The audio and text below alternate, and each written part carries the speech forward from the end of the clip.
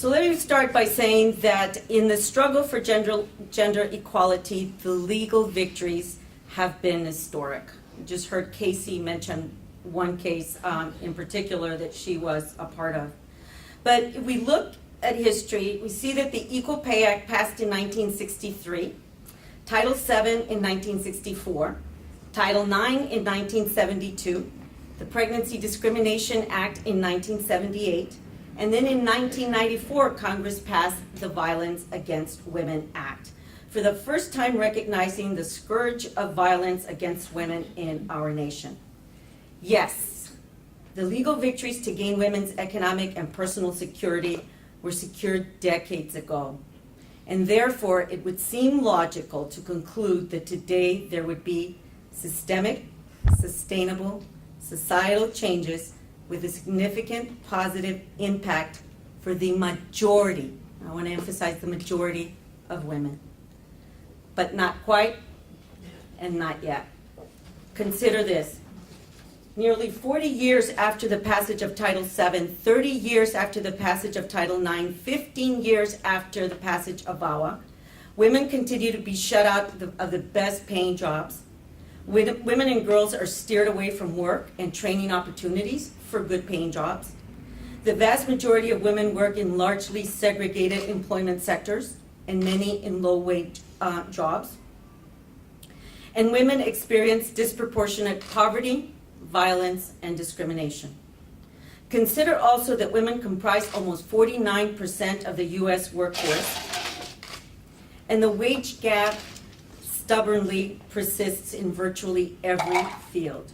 So no wonder women are 42% more likely to be poor than men and are poorer than their male counterparts with equal or less education. And 15 years after the passage of the VAWA, women's personal security remains compromised and inadequately served by a justice system, government safety programs, and other key social institutions. Each year, 1,400 women die. Again, 1,400 women die as a result of domestic violence in this country. And another 2 to 4 million women are battered by intimate partners, and still another 1.2 million women are forcibly raped by current or former partners.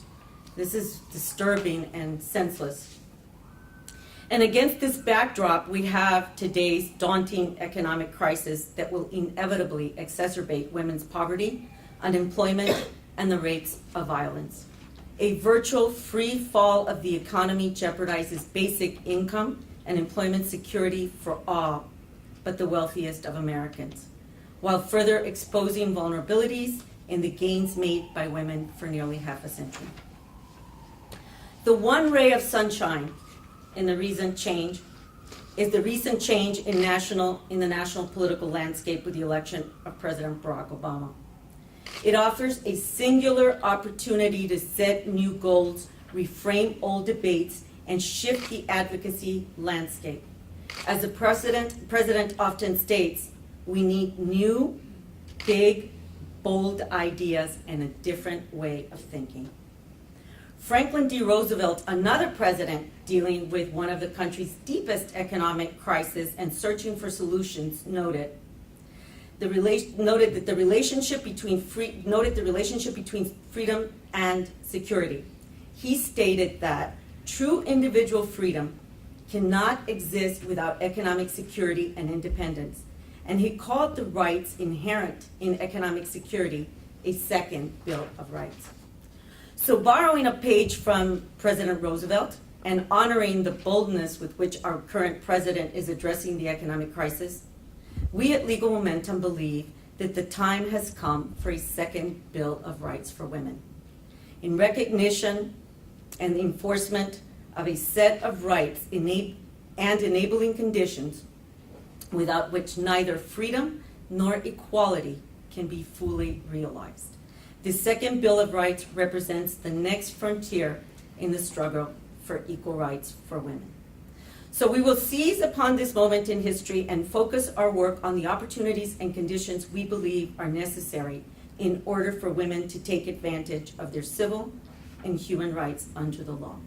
And to do that, we have framed at Legal Momentum 4 goals. Our first goal is to secure pathways to employment for women through expanded education and job skills training. Working women comprise the majority of the nation's low-wage workers. Female-dominated service sector jobs, excluding nurses and teachers, earn on the average of almost $200 less than most common male-dominated jobs. These non-traditional jobs, such as construction, building, and other skilled trades, law enforcement, firefighting, and information technology offer higher salaries, better benefits, and more opportunities for growth. In the non-traditional sector, occupational segregation by gender is the norm. Our second goal is to secure the rights and support services needed to ensure that women earn a living wage.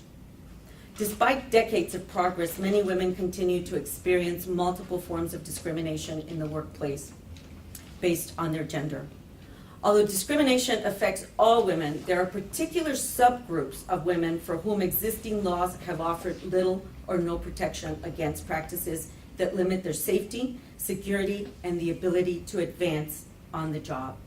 These groups include, for example, victims of domestic violence and or sexual assault, immigrant women who face any number of barriers, and those few women in the non-trad jobs who face harassment and hostility every single day.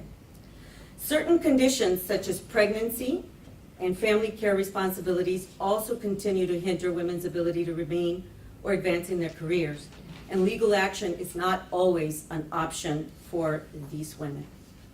The third goal is to ensure that public benefits programs provide adequate safety net. Government assistance is a pivotal component of economic security for everyone in a country as great as ours. People who lose their jobs, who lack work, who are unable to work because of illness, disability, or family care responsibilities should have access to safety, a social safety net. More than ever, that safety net is critical to a woman's survival because women are much more likely to earn lower wages, be single parents, and be ineligible, therefore, for unemployment benefits.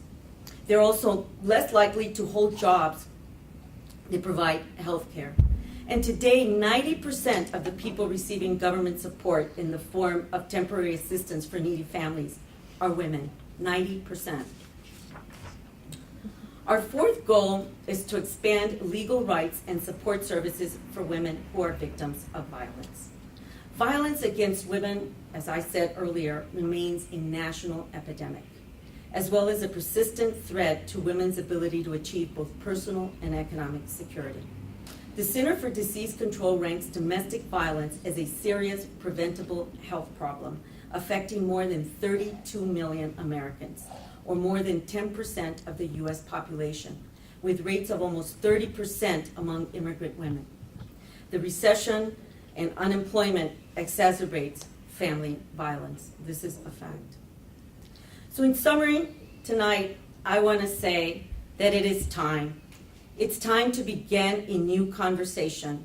It's time for a new period of advocacy.